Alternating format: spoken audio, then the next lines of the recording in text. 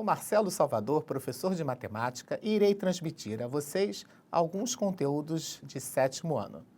Vamos lá? O primeiro tópico são os números positivos e negativos. Bom, vejamos algumas situações de números positivos e negativos. O saldo bancário de uma pessoa é devedor de R$ 56,33. Outra situação, a altura do Morro do Corcovado é de 710 metros. A seguinte, a temperatura foi de -1 grau no inverno. Vejamos mais algumas situações de números positivos e negativos. O saldo de gols de um time é de -5 gols. No shopping, uma pessoa estacionou seu carro no andar -1. E o submarino está a 200 metros de profundidade. Foram algumas situações que vimos números positivos e números negativos. Mas agora, vamos ver situações básicas de saldo bancário. Vejamos o saldo bancário. João possuía R$ 500 na conta bancária e precisou fazer um pagamento de R$ 200. Qual o saldo de João após esse pagamento? Percebe-se que o pagamento de R$ 200 é menor do que o saldo que ele possui em conta corrente. Então, o valor do pagamento podemos calcular da seguinte maneira: 500 menos 200 vai ser R$ 300. Vejamos outra situação. Maria estava com R$ 700 na conta e pagou um aluguel de R$ 850. Como ficou o saldo de Maria após o pagamento? Ora, você pode perceber que o pagamento é maior do que o saldo que ela possui em conta corrente. E agora, como representar isso na matemática, 700 menos 850? Ora, para isso, para fazer o pagamento, ela vai ficar devendo R$ 150. E como representar isso, um saldo devedor? Então, utilizamos o sinal de negativo, ou seja, de menos R$ 150. Bom, para resumir saldo bancário, vejamos um extrato. Neste caso, vocês percebam que tem débito e crédito. Ao falar débito, nós vamos diminuir. Ao falar crédito, nós vamos somar. Existem dois valores que estão sendo sinalizados aí. No dia 5 de janeiro, menos 150. No dia 24 de janeiro, 750. Vejamos então, ao falar saldo devedor, eu uso a notação de números negativos. Ao falar com dinheiro, é porque está sobrando um dinheirinho, né? Então eu uso a notação de número positivo. Então observe bem, menos 150 significa saldo negativo de R$ 150. 750 significa saldo positivo de R$ 750. Vamos adiante? Outra situação, a temperatura. A cidade do Rio de Janeiro estava com temperatura de 30 graus.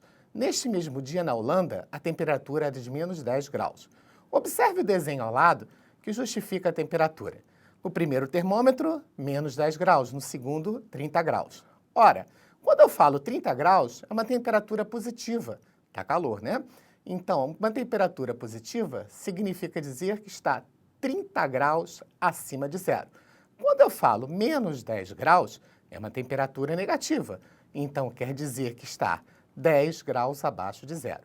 Então, resumindo temperatura, quando eu falo número positivo, está acima de zero. E quando eu falo número negativo, está abaixo de zero. Bom, outra situação de números positivos e negativos é o saldo de gols. Veja a seguinte tabela. Temos 4 times, A, B, C e D. Na primeira coluna nos mostra os gols feitos. Na segunda, os gols sofridos. E na terceira, nós vamos aprender a calcular o saldo de gols. Não é necessário que você saiba jogar muito bem futebol para calcular o saldo de gols. Então vamos lá. O saldo de gols nada mais, nada menos que a diferença entre os gols feitos e os gols sofridos. Vamos observar a nossa tabela?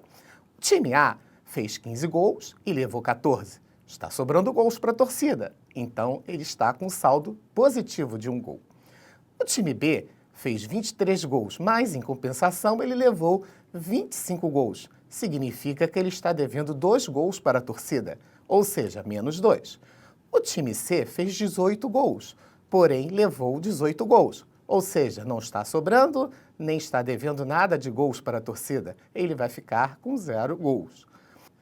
E o time D possui 21 gols e sofreu 24. Esse está devendo, não está? Está devendo 3 gols à torcida e nós vamos representar com menos 3 gols. Ora, vejamos as seguintes perguntas. A letra A. Qual time que possui mais gols? Veja apenas a coluna de gols feitos. Qual é o maior número? Neste caso é 23. Então, o time de maior número de gols é o time B. Ora, a pergunta B. Qual time com menos gols? Também continuando na coluna de gols feitos. O time que fez menos gols é o time A, com 15 gols. Observando a tabela dada, nós vamos para a terceira situação. A pergunta é: qual time que obteve maior saldo de gols? Agora, nós não vamos olhar para a coluna de gols feitos, e sim para a coluna de saldo de gols. O time que possui maior número de saldo de gols é o time A, que tem 1 gol. E o time que possui o menor número de gols, ou melhor, o menor saldo de gols, é o time D, que tem menos 3 gols. Finalizando o saldo de gols, percebe-se que nem sempre o time que faz mais gols é o que possui o melhor saldo de gols. Vamos adiante? Outra situação, agora com altitude e profundidade. Vamos lá? João estava numa pedra a uma altura de 10 metros, observando o mergulhador. Sabe-se que esse estava a 6 metros de profundidade.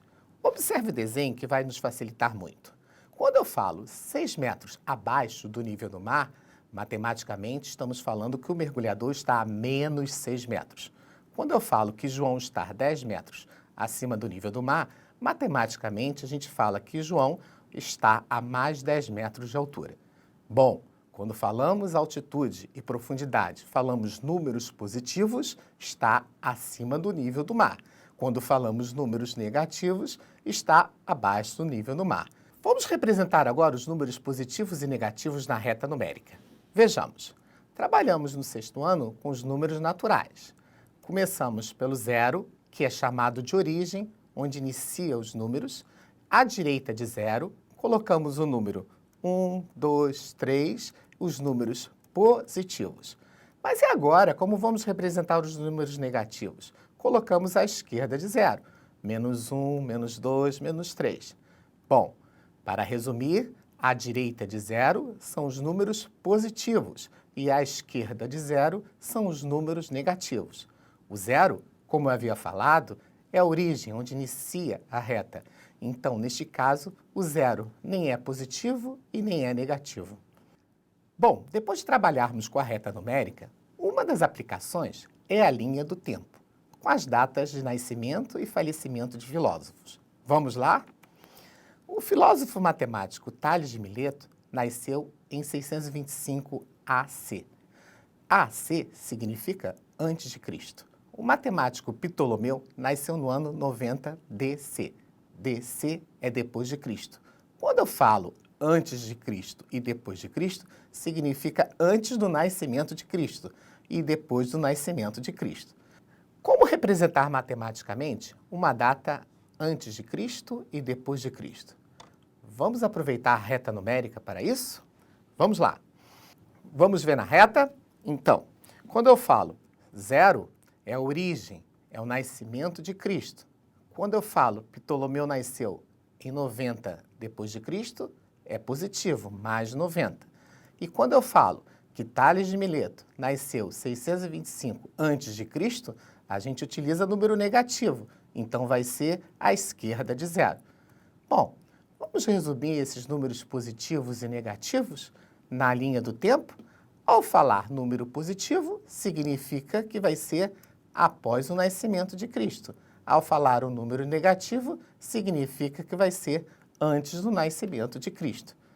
Depois de nós trabalharmos com a linha do tempo de números positivos e negativos, agora vamos fixar os conteúdos apresentados nessa aula, com algumas atividades. Vamos na primeira? A primeira atividade nos diz: Lúcia tinha um saldo devedor de R$ 250 e pagou uma conta de 120. Como ficou seu saldo após o pagamento? Ora, Lúcia já estava devendo R$ 250 e ainda teve que pagar R$ 120. Ora, a dívida dela está aumentando, não está? Então, como representar isso matematicamente? Menos 250 menos 120. Se a dívida está aumentando, o que nós vamos calcular? Menos 250 com menos 120 será menos 370. O saldo será de menos R$ 370. A segunda atividade que temos é a seguinte: Isa utilizou uma reta para representar a distância entre algumas cidades. Percebe-se que a origem nós partimos do ponto C. Os pontos que estão à direita sabemos que são positivos, 216 quilômetros e 650 quilômetros. E o ponto que está à esquerda, no esquema da Isa, é menos 288 quilômetros e menos 506 quilômetros. Bom, vamos a algumas perguntas? Como eu havia falado, tomando como origem a cidade C, qual é a distância entre as cidades D e E? Ora, D, 216 quilômetros, E, 650 quilômetros. Para calcular a distância entre essas duas cidades, basta subtrair 650 menos 216. Então, achamos 434 quilômetros a distância entre as cidades D e a cidade E. Vejamos a letra B. Qual seria a distância entre as cidades A e a cidade B? Elas estão à esquerda da origem, do ponto C. Uma está a menos 506 e a outra está a menos 288. Para acharmos a distância entre essas duas cidades, basta subtrair 506 menos 288 e vamos achar 218 quilômetros a distância entre a cidade A e a cidade B. Bom, a letra C pede a distância entre a cidade B e D. Repare agora que B está negativo e D está positivo. Ambos estão em lados completamente diferentes.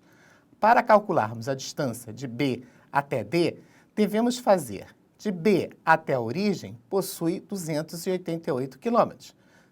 Da origem até D, possui 216 quilômetros. Para nós descobrirmos a distância entre essas duas cidades, basta somar esses dois valores, 216 mais 288, então a distância entre B e D será de 504 quilômetros. Bom, a terceira atividade nos diz: quantos anos viveu o filósofo que nasceu em 325 a.C. e morreu em 250 a.C.? Lembrando, quando falamos em linha do tempo, a melhor representação é geométrica, a reta numérica. Então vamos nós. Colocamos o zero como origem, o nascimento de Cristo. Ao falar em 325 a.C., estamos falando em números negativos, então vão estar à esquerda de zero, menos 325. Ao falar 250 a.C., também estamos falando em números negativos, porém ele está entre menos 325 e a origem, o zero. Para calcularmos em quanto tempo ele viveu, temos que subtrair 250 de 325. Então, esse filósofo viveu 75 anos. Outro filósofo nasceu em 40 a.C. e morreu 24 depois de Cristo. A reta numérica nos facilita muito para resolver esse tipo de problema de linha do tempo. Então, vamos lá. Quando eu falo zero, significa a origem, o nascimento de Cristo. Quando eu falo 40 a.C., é o número negativo, menos 40, está à esquerda de zero. Quando eu falo 24 depois de Cristo, é um número positivo, 24, está à direita de zero. Então, para calcular quantos anos esse filósofo viveu, fazemos a seguinte conta: de menos 40 até zero, 40 anos. De 0 a 24, 24 anos. Então, um total de 64 anos. Agora é com você. Depois de todos os tópicos apresentados nessa aula, eu vou deixar uma atividade para a próxima. Vamos lá? A tabela ao lado mostra o movimento bancário de uma conta corrente. No saldo 20 de maio, 21 de maio, 23 de maio. Lembrando sempre, quando eu falo crédito, é positivo. Quando eu falo débito, é negativo. E aí vem as seguintes perguntas. Na letra A, qual será o saldo final em 20 de maio? Letra B, qual foi o saldo final em 23 de maio? Letra C, em que dia ocorreu o maior saldo? Bom, estamos finalizando a aula de hoje, em que trabalhamos os números positivos e os números negativos. E eu conto com você para a próxima aula. Até breve!